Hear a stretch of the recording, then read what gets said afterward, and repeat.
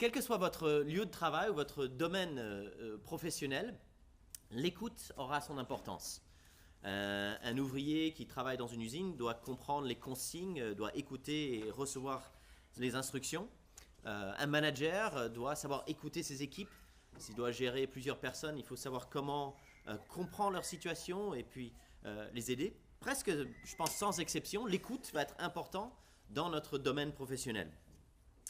Il y a plus de 30 ans, je crois, ma sœur a eu l'occasion de rencontrer un certain Bill Clinton, qui n'était pas président, qui était juste un jeune gouverneur de l'Arkansas à l'époque, un homme politique avec un avenir, on disait.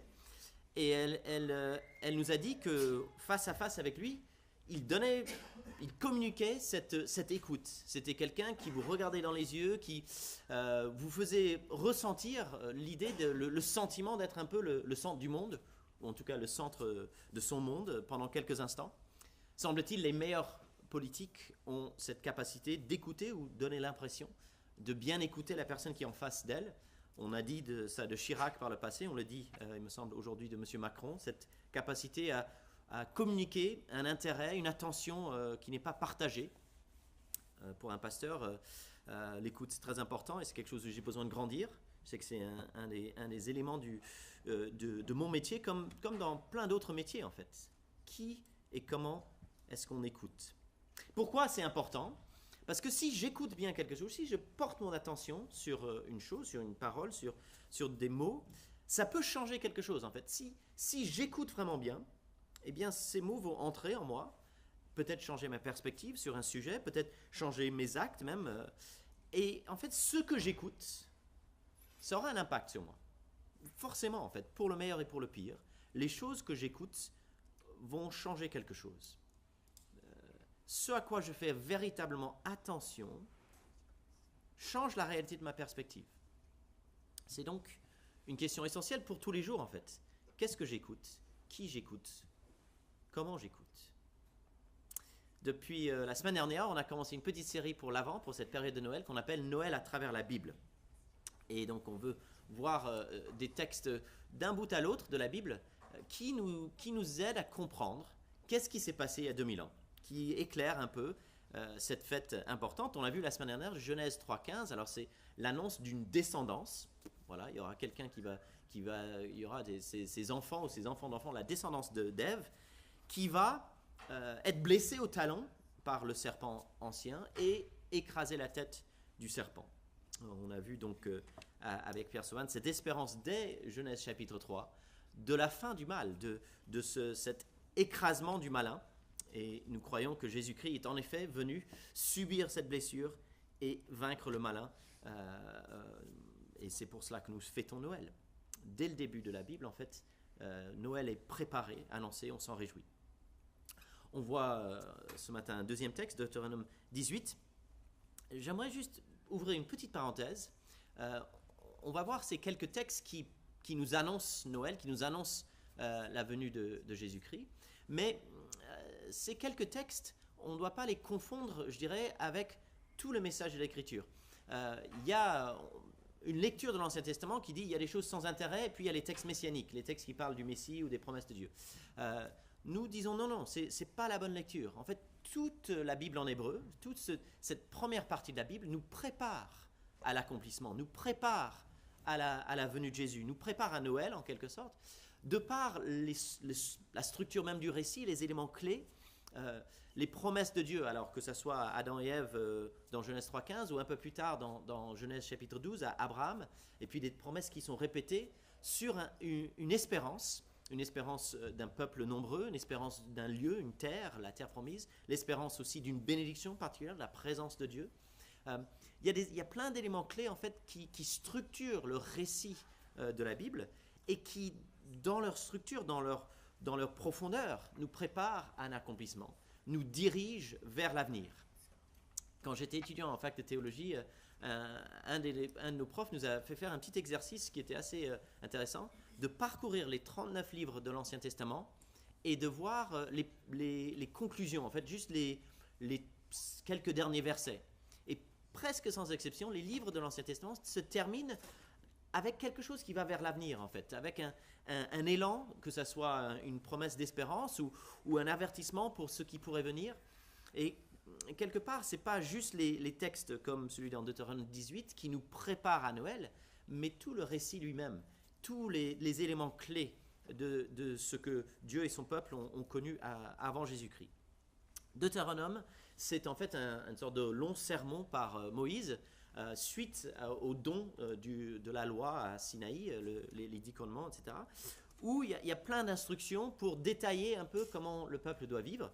Alors, juste avant le texte qu'on a vu, il y avait des règles sur des juges, chapitre 17, et des règles pour les rois, chapitre 17 toujours.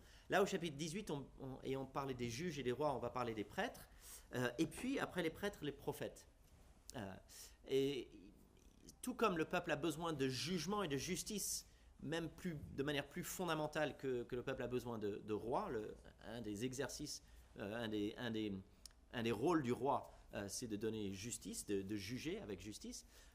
Le peuple a besoin de prêtres, mais fondamentalement, ce qui fonde le travail du prêtre, c'est la parole de Dieu, c'est l'annonce, et donc les prophètes sont dans un sens encore plus important que les prêtres, parce qu'ils communiquent ce qui fonde le travail des prêtres. Donc, le peuple a besoin d'un leadership, que ce soit les rois, les juges ou les prêtres ou les prophètes, un leadership sain, S-A-I-N, un leadership qui est en bonne santé, qui est centré sur Dieu et pas sur les pratiques des nations.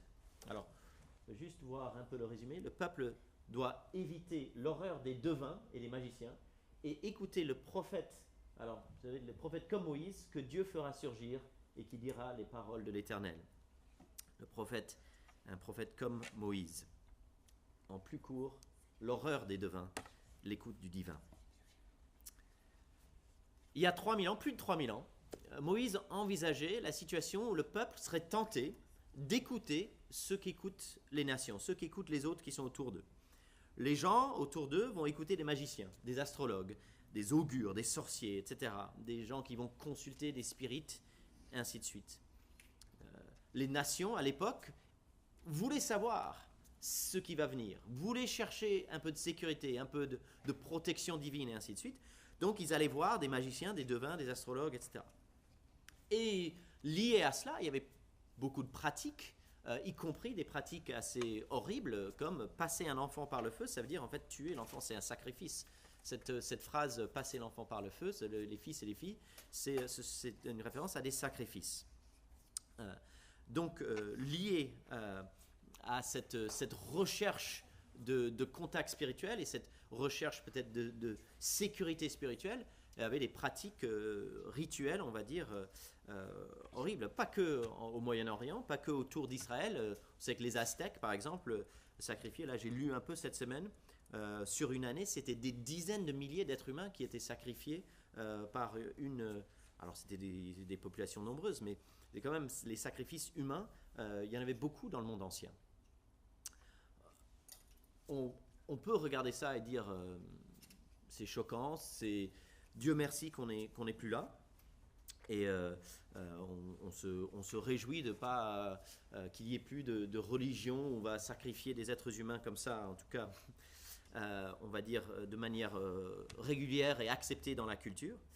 Cela dit, il me semble qu'il y a encore des choix, je dirais, qui sont faits au niveau de notre société, où on considère que ça peut être justifié de mettre fin à une vie pour des raisons, on va dire, culturelles, pour une meilleure option pour une personne. Donc, on peut regarder ça et dire « Ah, ils étaient arriérés, n'est-ce pas, ces gens qui pratiquaient des telles horreurs ».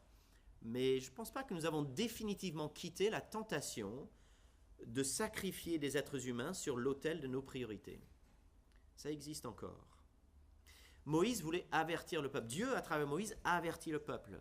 Le peuple de Dieu ne doit pas faire comme les autres, écouter ce qu'écoutent les autres, parce que c'est une horreur, c'est un scandale.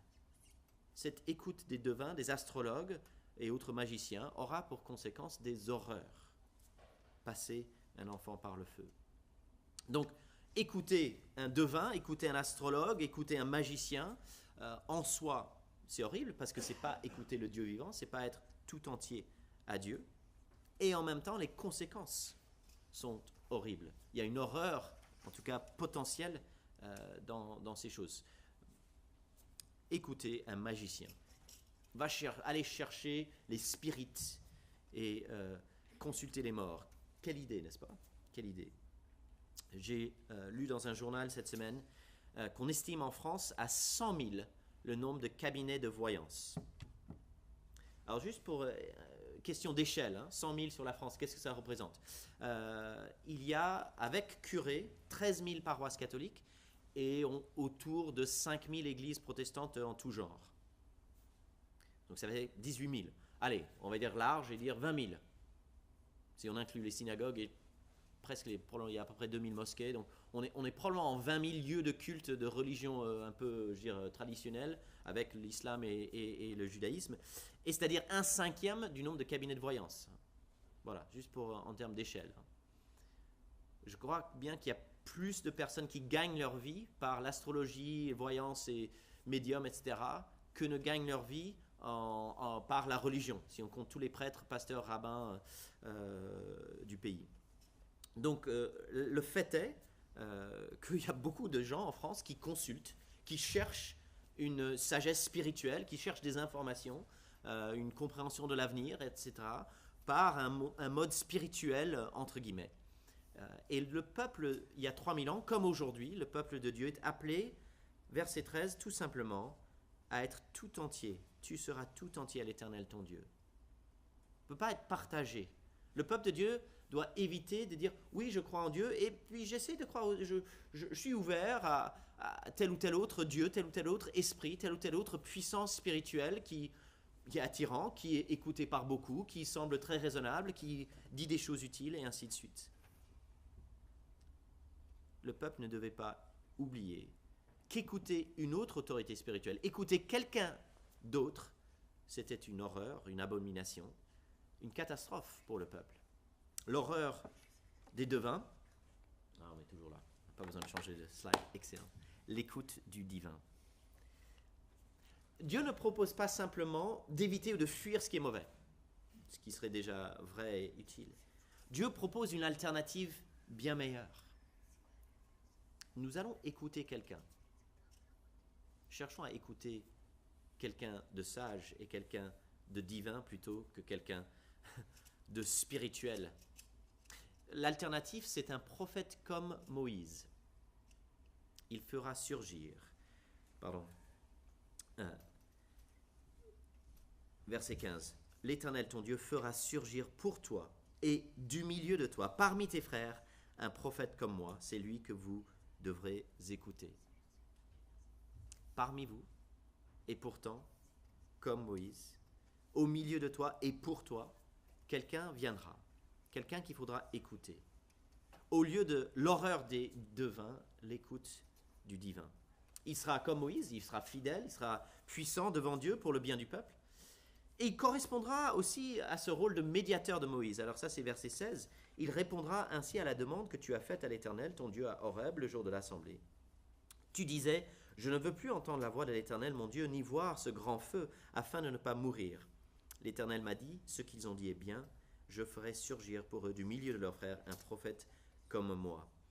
Ce prophète va être un lien, un pont entre le Dieu saint et un peuple qui ne peut pas vraiment supporter en fait la sainteté et la pureté, la perfection morale de Dieu.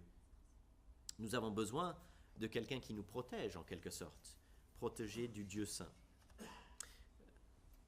Il viendra parmi les frères, ce sera un être humain, et pourtant, verset 18, je mettrai mes paroles dans sa bouche.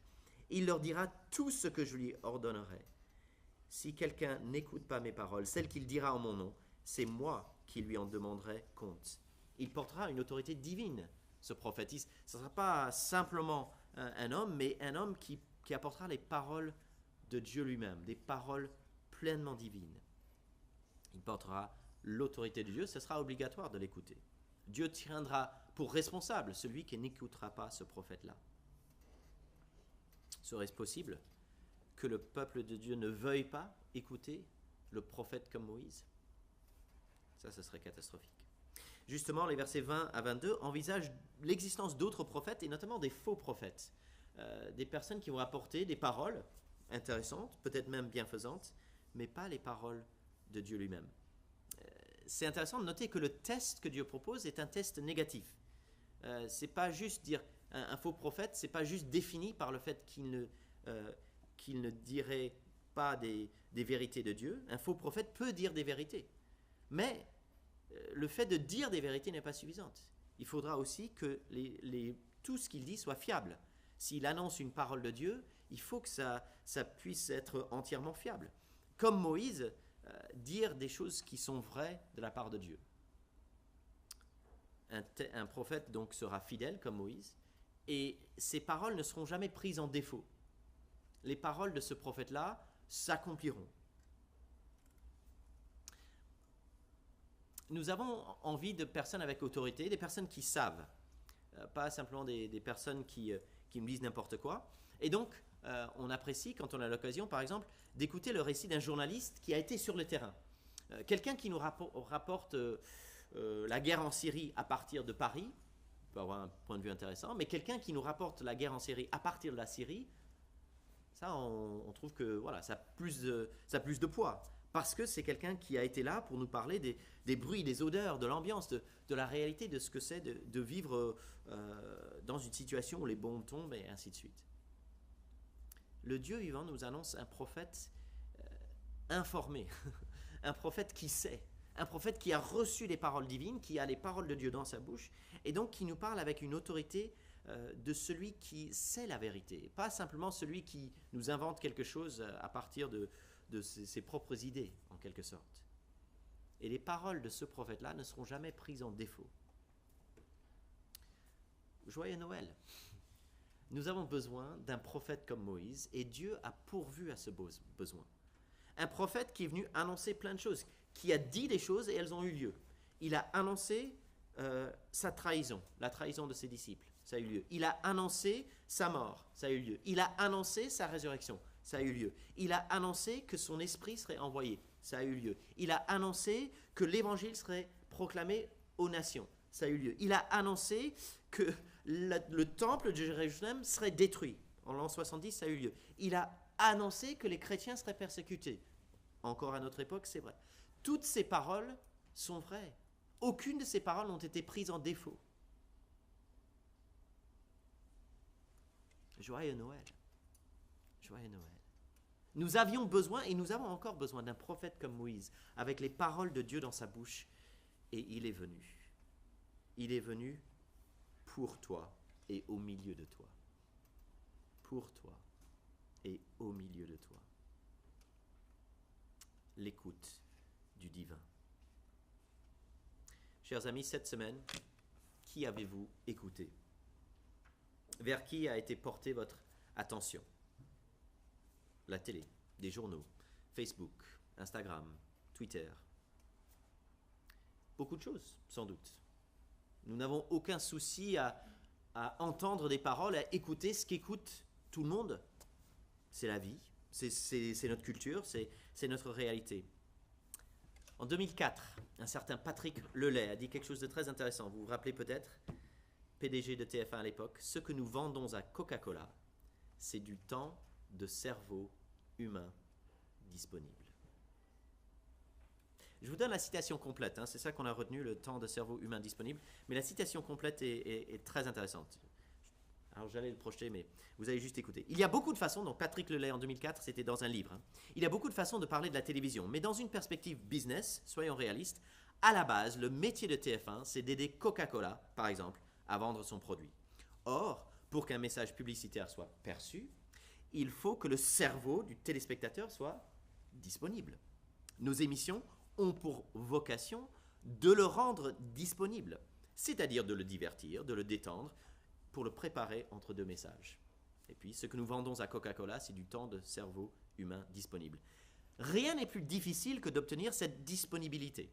C'est là que se trouve le changement permanent. Il faut chercher en permanence les programmes qui marchent, suivre les modes, surfer sur les tendances, dans un contexte où l'information s'accélère, se multiplie et se banalise. Fin de citation. Pour qui, pourquoi mon cerveau est-il disponible? TF1 et les chaînes de télé doivent essayer de calculer qu'est-ce qui va rendre disponible les cerveaux. Donc, beaucoup de gens aiment des polars avec suspense, NCIS, etc. Ces programmes-là ont des bons niveaux d'audience, donc ils les programment. Ils savent qu'il y a des gens comme moi qui vont regarder un match de foot, donc ils mettent des matchs de foot.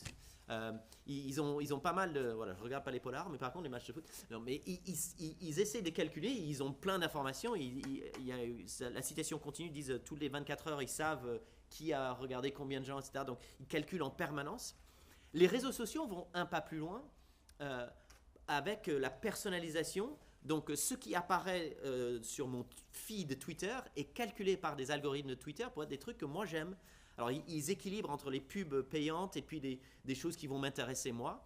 Et ces entreprises-là sont dans le calcul de qu'est-ce qui rend ton cerveau disponible. Donc, Edouard, il aime le tennis, il aime le foot et la politique. Donc, on va lui balancer des trucs comme ça et ça va rendre disponible son cerveau. Ça marche, ça marche. C'est puissant. Ils sont de plus en plus doués pour rendre disponibles nos cerveaux pour ceux qui payent leurs factures. Pour qui, pourquoi mon cerveau est-il disponible? C'était il y a plus de 3 millénaires que Dieu dit à travers Moïse, « Vous devez écouter mon prophète. C'est lui que vous devrez écouter. » N'écoutez pas ce que écoutent les nations. Écoutons celui que je ferai surgir parmi vous, celui dont les paroles ne seront jamais prises en défaut. Nous voulons fêter la venue de ce prophète comme Moïse, mais il y a un danger de fêter sa venue sans écouter ce prophète. Et dans une culture chrétienne, il y a plein de gens qui vont fêter la venue de ce prophète, mais qui en réalité ne portent pas leur attention, ne rendent pas leur cerveau disponible pour ces paroles. Afin de laisser ces paroles entrer dans nos cœurs, afin d'être changés et transformés par lui. Il y a des chances que parmi nous ce matin, il y en a qui n'ont jamais pris l'habitude de lire régulièrement la Bible. C'est pas simple. On a l'habitude maintenant des écrans, le fait d'être devant un texte, c'est pas simple. Après, vous pouvez aussi avoir, il y a des applications pour la Bible audio, etc. Il y a des façons de gérer ça. Mais, chers amis, on a besoin, peut-être juste en commençant un petit bout à la fois, quelques phrases chaque jour, de se mettre à l'écoute, d'être attentif, pas simplement à tout ce que le monde et nous écoutons, mais d'être attentif aux paroles du prophète comme Moïse. Un petit bout à la fois. Ça fait 26 ans que j'essaie de lire la Bible tous les jours. Je trouve que j'ai besoin de varier au fil des années, parfois des textes plus longs. Ça me fait du bien parfois d'aller sur des textes plus longs. Parfois de prendre un temps profond sur un texte assez court où je peux méditer, remâcher un peu le texte pour essayer de l'intégrer, de réfléchir pas simplement de manière large ou superficielle. Mais chaque jour, en fait, c'est un combat. Parce que sur mon téléphone, sur les écrans, il y a plein de choses intéressantes à écouter. Mais ce qui est essentiel, c'est pas toutes ces choses qui me sont proposées, mais la parole du prophète qui a dans sa bouche les paroles de Dieu lui-même. Cette parole-là, contrairement à ce que me propose Twitter, ne va pas toujours me plaire ou me correspondre. Cette parole-là va parfois me déranger, me faire presque du mal, me faire travailler, me faire réfléchir. Cette parole-là, dit Jérémie, c'est comme un marteau qui peut casser une pierre, comme un feu qui allume, qui embrase, et ce n'est pas toujours une chaleur agréable, c'est parfois un feu qui fait souffrir. La première priorité du peuple de Dieu, c'est d'écouter le prophète de Dieu. Notre première tentation, ça va être d'écouter autre chose. Si j'en fais pas une priorité, comment est-ce que je pourrais avancer dans une transformation, dans l'élan que Jésus-Christ souhaite pour moi? Avant que j'écoute d'autres, et de manière avec plus d'attention que je ne donne aux autres, écoutons le prophète que Dieu a fait surgir. Et réjouissons-nous que ce même prophète est en effet ce médiateur, celui qui vient nous protéger de ce Dieu saint, ce Dieu moralement sans défaut, celui qui est venu se donner pour que sa parole nous permette d'entrer dans la présence du Dieu vivant. Écoutons-le. Celui-ci est mon fils bien-aimé qui a toute mon approbation. Écoutez-le. L'horreur des devins, l'écoute du divin. Je vais prier. Merci notre Dieu et Père pour ta parole. Tu vois, Seigneur, que souvent dans nos cœurs, nous ne sommes pas tout entiers à toi, l'Éternel notre Dieu. Tu vois que nous écoutons avec beaucoup de facilité tout ce qu'écoutent les nations. Tu vois, Seigneur, qu'on ne prête pas assez attention à ce prophète dans la bouche duquel tu as mis tes paroles. Seigneur, tu nous dis que si quelqu'un n'écoute pas tes paroles, eh bien c'est toi qui nous en demanderais compte. Pardonne-nous de notre manque d'attention, de notre petite écoute, ou peut-être une écoute même absente, et façonne-nous, Seigneur, à être un peuple qui écoute, qui est assis aux pieds de Jésus jour après jour, pour être transformé par sa parole. Nous avons besoin, notre Dieu, de ta grâce et de ton pardon. Nous avons besoin de ce renouvellement par ton esprit. Et nous te prions que ta parole, tes paroles, agissent en nous pour ta gloire. Au nom de Jésus, amen.